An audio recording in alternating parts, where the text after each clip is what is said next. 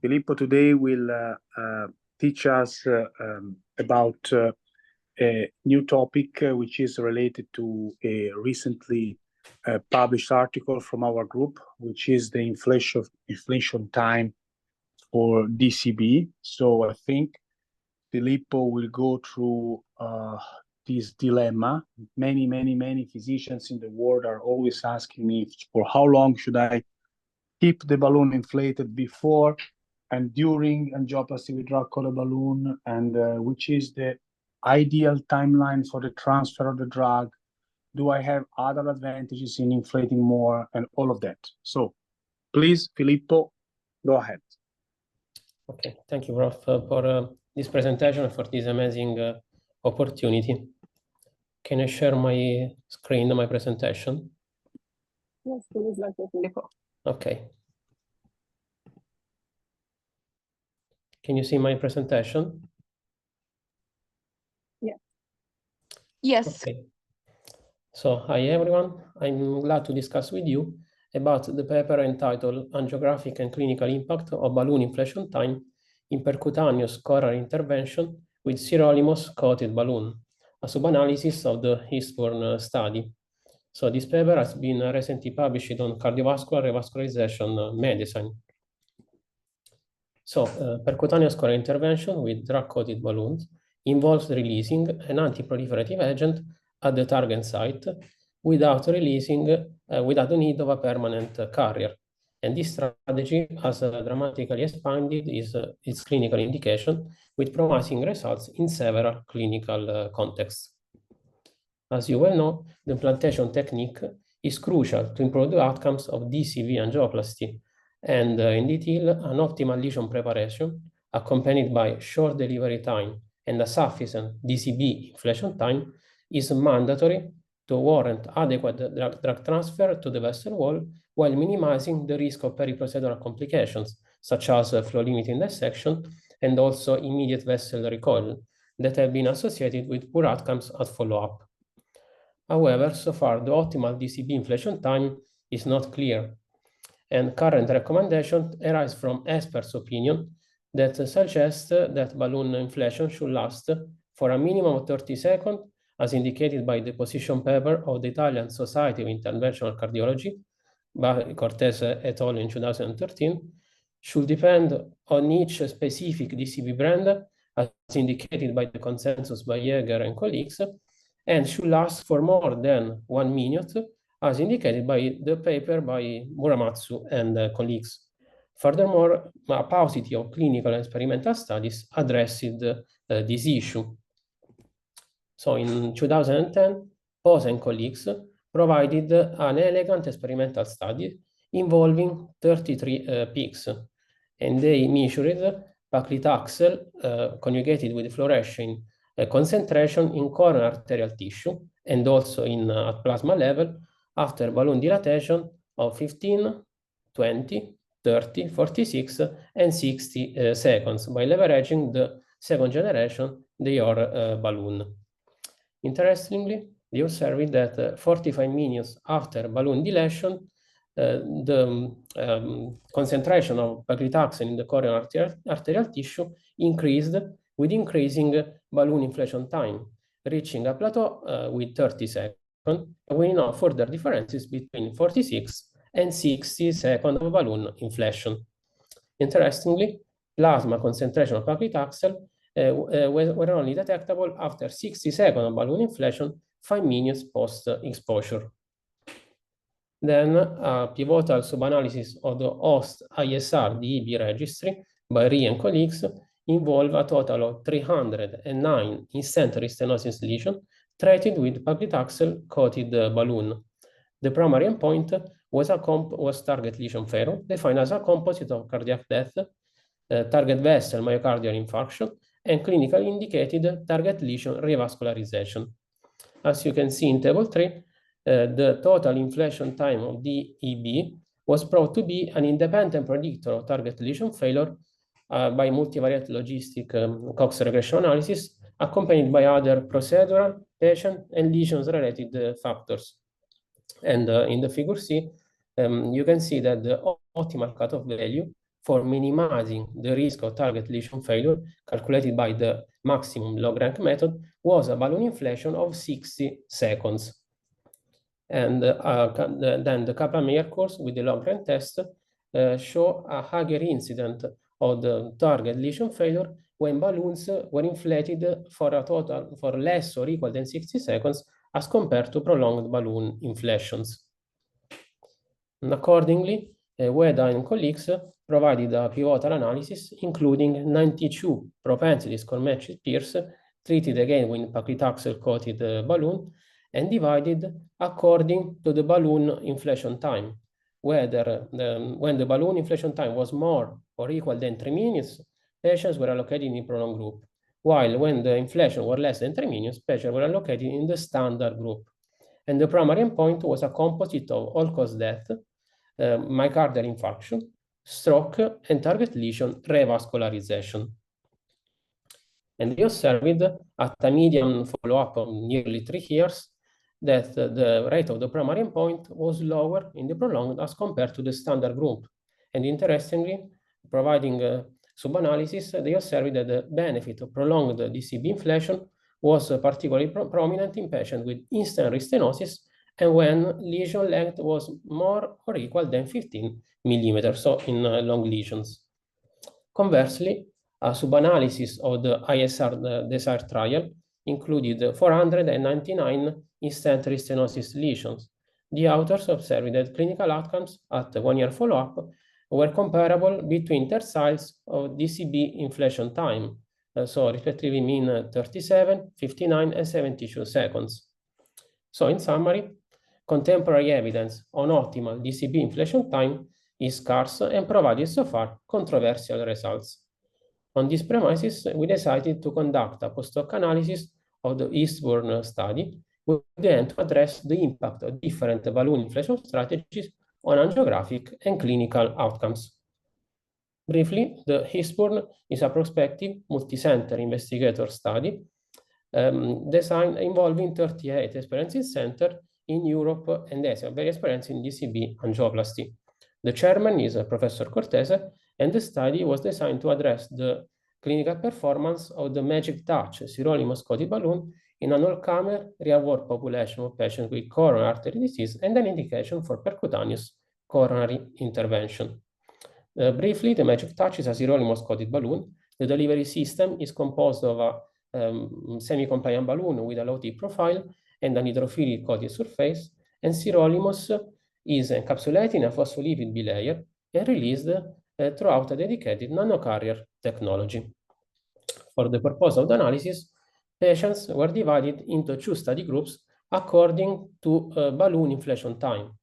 Patients were allocated in the long inflation group when inflation time was more than 30 seconds, and in the short inflation group where inflation time was less or equal than 30 seconds. And the primary endpoint was the occurrence of target lesion revascularization at 2-year follow-up, defined as a target lesion reintervention after demonstration of at least 70% narrowing of the target lesion, accompanied by objective evidence of myocardial ischemia addressed throughout stress tests or functional assessment. Then secondary endpoints include the occurrence of major adverse cardiovascular events, of cardiac death, procedural success, the rate of non-fatal myocardial infarction, and also major bleedings defined according to the Bleeding Academic Research Consortium criteria. And a centralized event committee composed of cardiologists not involved in the study adjudicated all the events. A total of 2,059 patients were included in the analysis, and 7.8% of patients were allocated in the short inflation group, while 92.2% were allocated in the long inflation group. For regarding baseline features, patients in the long inflation group presented with a higher prevalence of dyslipidemia, also higher hemoglobin values, and a lower prevalence of chronic kidney disease as compared to the standard inflation group, while no other differences were observed between the 2 study groups for other clinical features. A total of 2,289 lesions were included in the per lesion analysis. The short inflation group presented with a higher percent diameter stenosis, 90, the median 90 versus 82%, and with larger target vessels, 2.7 versus 2.5, and with a lower lesion length, median 15 versus 17 in the long inflation group. Interestingly, predilatation was more frequently performed in the long inflation group, 92 versus 86%, and sirolimus coated balloon were inflated at higher pressure in the short inflation group. And the angiographic success, defined as a TIMI flow grade 3 at the end of the procedure, accompanied by the residual stenosis less than 30%, was achieved in more than 97% of patients of lesions with no differences between the two study groups.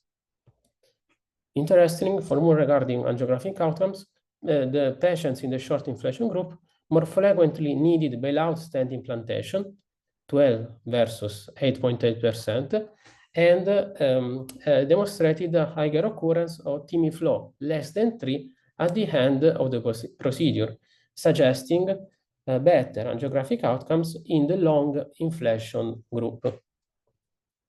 For whom regarding the clinical outcomes, the primary endpoint of target lesion revascularization was observed in 5.7% of all the lesions, and the two study groups experienced a similar rate of the primary and also the secondary endpoints, cardiac death, myocardial infarction, major adverse cardiovascular events, and major bleedings, at a median, at a follow-up of 2 years.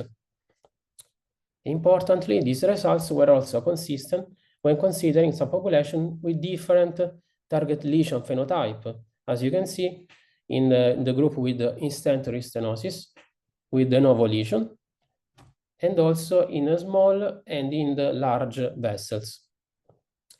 Finally, we perform a propensity score matching analysis by balancing for clinical and angiographic characteristics that show significant differences between the two study groups at baseline evaluation.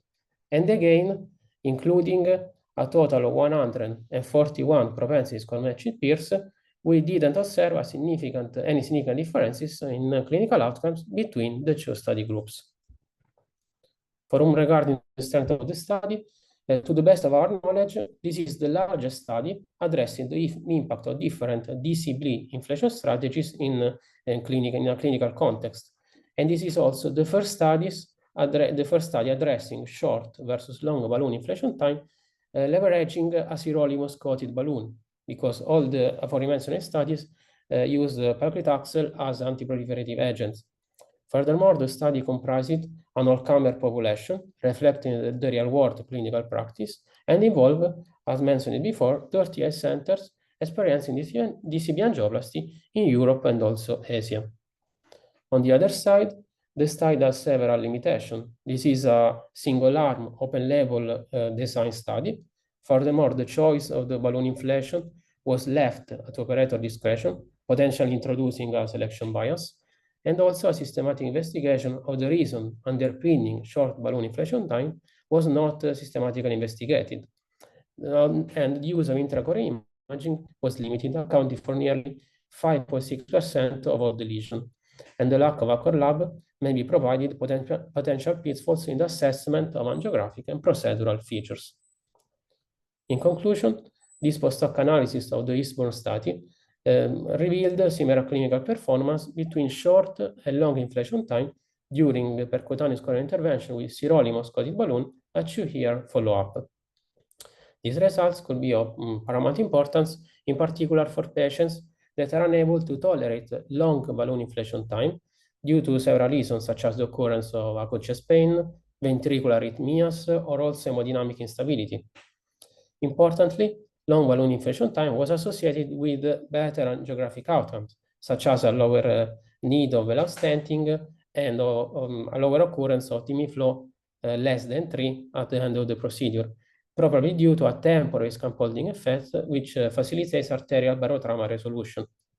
Finally, the study should be considered as hypothesis generating, and future randomized trials are warranted to identify subpopulation that could benefit most from tailored DCB inflation time. Thanks for your attention. All right, thank you, Filippo, for this comprehensive and I would say on time, perfectly on time presentation. So this is very important. If you have to deliver a presentation, you have to respect the time allocated, which for this type of presentation is usually between 10 to maximum 20 minutes. Also to leave some time for comments and questions. So thank you. Thank you for this comprehensive and still open point regarding DCB angioplasty. So as you said, as you concluded, there is no final recommendation that we can do. We were able to bring some more evidence to the topic, but not, I would say, a definite answer to this topic. Yeah, I totally agree. I would like to see a few questions from the fellows. Is everything clear? Any additional question? Yes. Thank you very much, Dr. Filippo, for the very interesting presentation. I have a question. In your personal opinion and experience, are there any specific category of patients in terms of having de novo lesions, large or small coronary vessel diseases, who will benefit the most from short inflation time? Well, thanks for the question, Sarah. So I think that maybe it's more simple to identify patients that could gain more benefit from long balloon inflation, as indicated by the study by Ueda et al.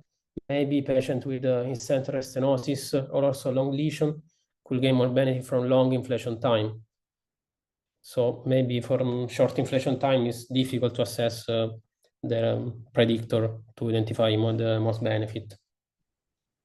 Okay, yes, thank you very much. And so like in terms of adverse effect on those category of patients, so only in center stenosis and longer lesions will benefit from longer inflation time. Yeah, this is reported in the study by Ueda and et al. Here. So on the right, you can see that the most benefits were obtained in patients with in-center stenosis and longer lesion. In our analysis, we didn't find any differences between different subgroup analysis. Okay, thank you very much. And I have one question, Filippo. Can you hear me? Sorry. Yeah, who is this? Sandeep. Sandeep, please. Can you hear me? Yes. Yeah. Quickly, that's a good point what you just said, but I want to check whether the pre-dilatation balloon inflations were different in both the arms, because just to give you an example, if I take an NC balloon inflate for 30 seconds and the other arm I just do 10 seconds, and then I use the DCB inflation longer, were there any difference? So what I meant to say was whether the pre-dilatation inflation time were checked in these two groups, because that may have influence, like giving you more scaffolding effect. Yeah, I agree with you. In fact, in the long inflation group, higher percent of patients underwent predilatation as compared to the short inflation group. We don't have data about the duration of the predilatation inflation time. So this is surely a limitation of the study, but it's an interesting point, sure. Yeah, I agree. This is an important point. We also have observed a scaffolding effect of prolonged inflation of balloon predilatation.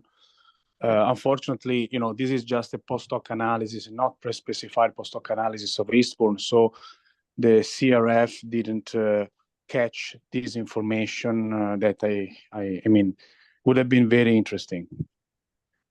But that's it. Just a small observation, yeah. Yeah, then in my opinion, these observations are in line with previous Renault balloon study.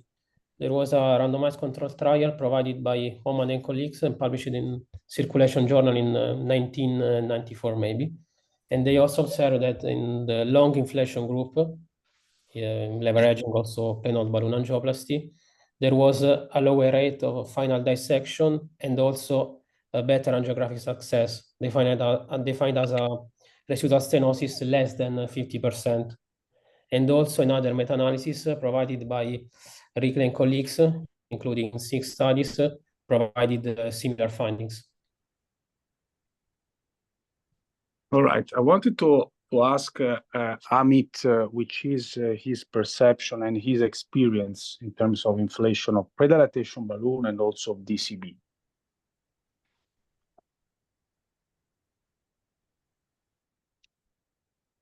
Amit, are you there? Professor? Yes. Good evening. Hey, good morning. Good morning, sir. Whatever. So, Sir, which is your experience in this? My perception is key. We have to prepare the bed properly before inflating the DCB. And once you inflate DCB, at some centers, they are inflating it for 60 seconds. And at some centers, I have seen they do it for 90 seconds, 1.5 minutes. Yeah, but what do you do in your practice? In my practice, sir, I do it for 90 seconds and after preparing the bed. And is there a difference when you treat an in-stent restenosis versus a native vessel? Do you inflate it at the same time, more or less, for native vessels? It's same only, Professor. Same, so still 90 seconds. So, because I'm not sure that for ISR we need such a prolonged time, because we already have the scaffolding effect of the stents previously implanted. So I'm not sure, but again, this is just experience and nothing related to scientific data on this. All right, thank you. Any other question? So one patient, he came with ISR, we did DCB, and again after 3 months he came with ISR. Then we had to again deploy drug-eluting stent.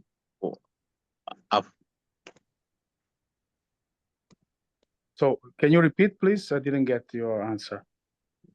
Sir, one patient, we did stenting with drug-eluting stent, and then after 3 months he came with ISR. So when he came with ISR, we did DCB. After doing DCB, the results were very good. And again, after 3-4 months, he came again with ISR only. Then we had to do drug-eluting stent. And did you perform intravascular imaging? Yeah, why did the patient came back? If a patient come back after 3 months for ISR after DS implantation, the problem is who did the first angioplasty. In 90% of the cases, the first stent was not implanted correctly. Yes. Okay, 90%. No. He's saying that DS ISR, he treated with DCB and patient came back 3 months later with recurrence of restenosis. No. I'm making another point, Sandeep. I'm saying that if this patient came back after 3 months for DS ISR, and then he came back after DCB after 3 months more. This is what I understood. Yes, sir. Yeah. So the point is, if a patient comes back after the initial angioplasty after 3 months for ISR, there is a problem. So as Filippo was pointing out, you must do imaging, because if you put DCB there, it's not going to work. Impossible. Yes. If you don't do imaging for ISR, go straight for predilatation and drug-eluting stent. I'm very clear with that. If you have ISR and you don't do intravascular imaging, go for DES. If you don't have the time, if you don't have the money, go for drug-eluting stent, which will be much better than any DCB. Okay, this is very important. All right, I wanted to ask Silvia. Silvia is participating to Transform 2. So how is your behavior in terms of inflation time for Transform 2 patients, Silvia?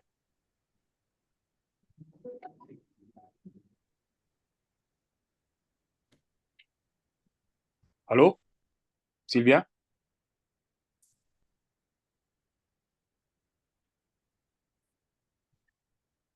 So probably she went.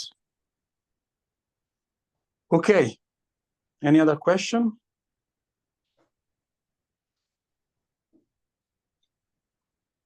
Yeah, in my opinion, another interesting point of this study is the association between long inflation time and lower need for bailout stenting.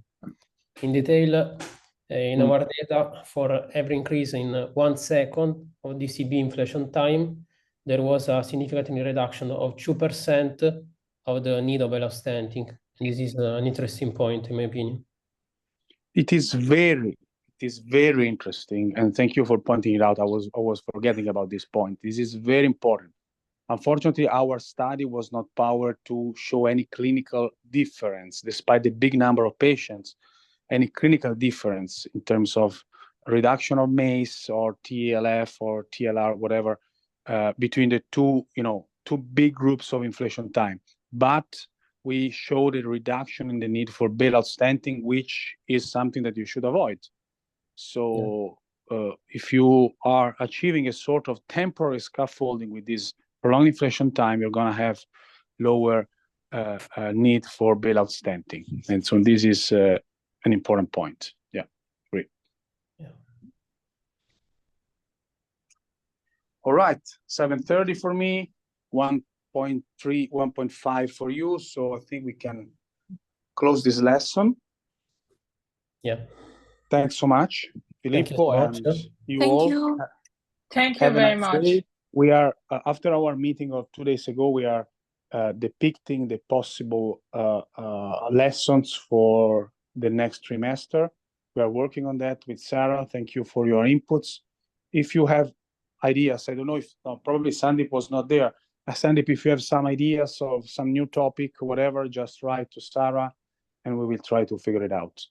I think we should do highlights of ESC, because there was some very controversial, for example, you have this new recommendation for ISR. I'm sure you've seen it, Bernardo.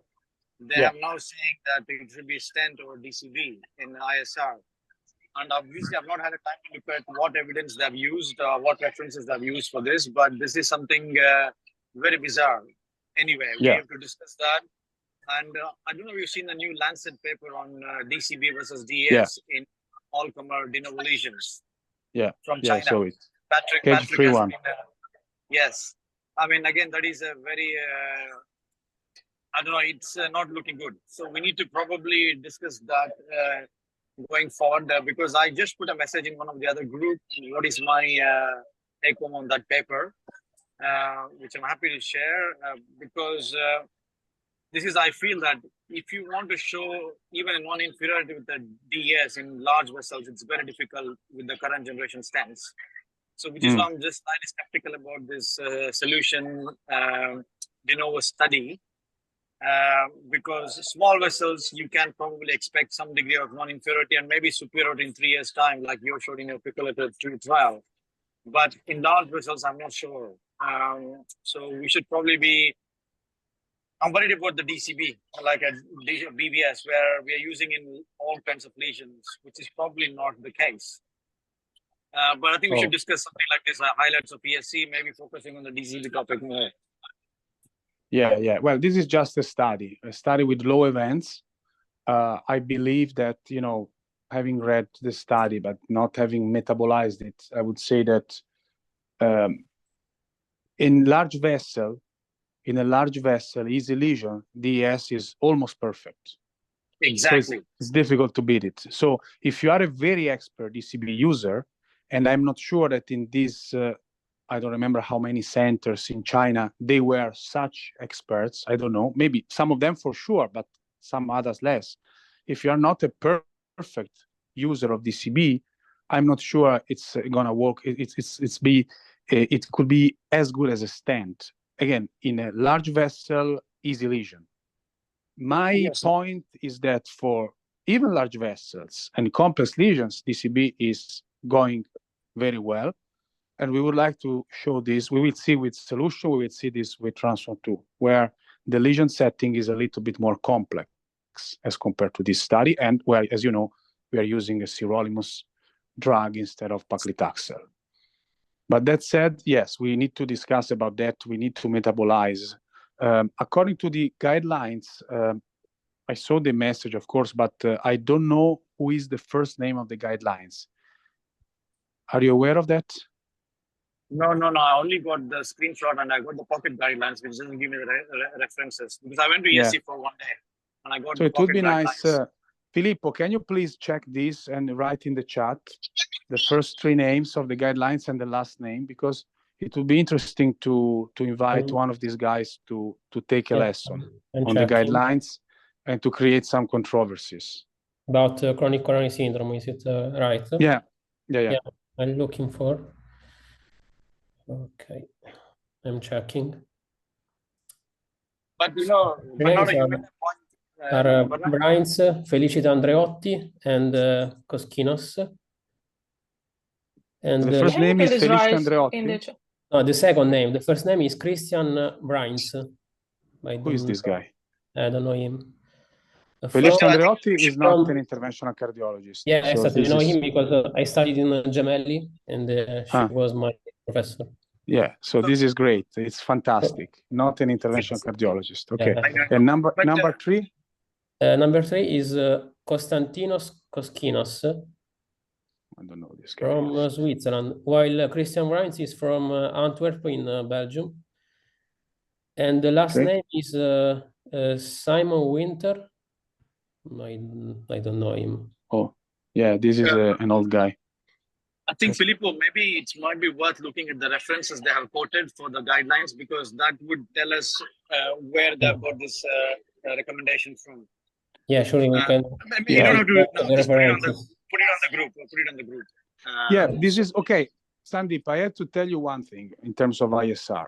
In terms of ISR, I wrote this also on LinkedIn. In terms of ISR, I think that if we weight the clinical data that we have now, I think the ES is better. Okay, if you are, an independent judge, okay, you have a jury, you are there, you have to judge the weight of the ES and the weight of DCB, putting together all of it. So from the DARE study, from RIBS 4, RIBS 5, and then the studies from Bruno Scheller, Daedalus meta-analysis, the ES is better.